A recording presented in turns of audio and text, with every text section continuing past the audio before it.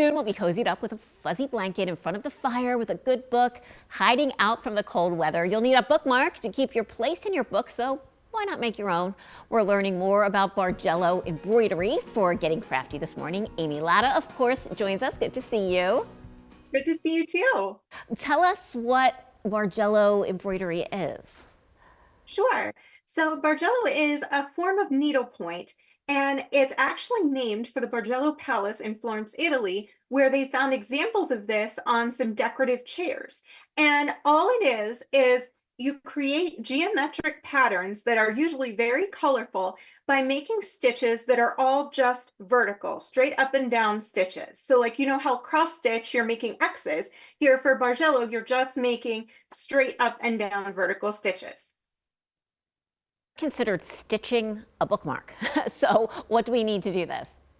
Sure. So Bargello, no matter whether you're making a bookmark or a wall hanging or whatever it is, you're going to need plastic canvas or needlepoint tapestry canvas if you want something more flexible. But I like the plastic canvas, and this is really kid friendly too.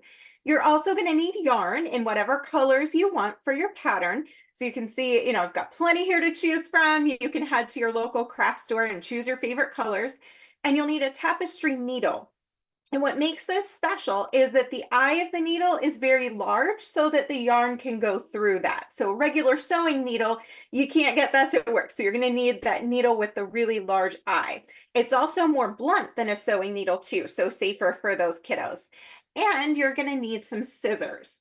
Then all you do is you find a pattern that you like, and you follow that to do these vertical stitches. So I'm going to show you a really large example where I'm going to come up from the back of the canvas, and the plastic canvas is divided into these columns and rows, and you're just going to go straight up that same row, however many squares the pattern tells you to go. And like I said, I'm doing really large stitches here just to show you how it works, but you're just going to come from the back, you're going to go up that row and in.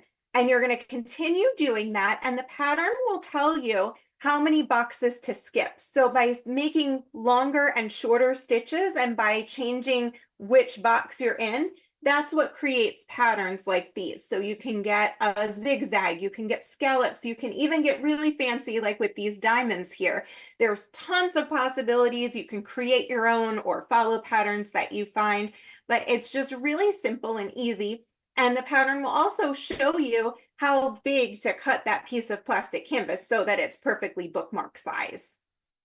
Just one question I have though, for the pattern, are you just is it off to the side and you're looking at it, or do you place it like behind the plastic? Oh, good question. That's just off to the side, and you're looking at that as a reference. And I actually have free patterns on my website at amylattacreations.com for these particular 3 patterns that I have here on display today.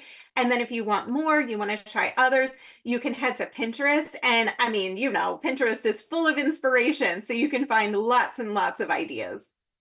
Very good. Okay, thanks, Amy. We'll see you later in the show. Sounds good.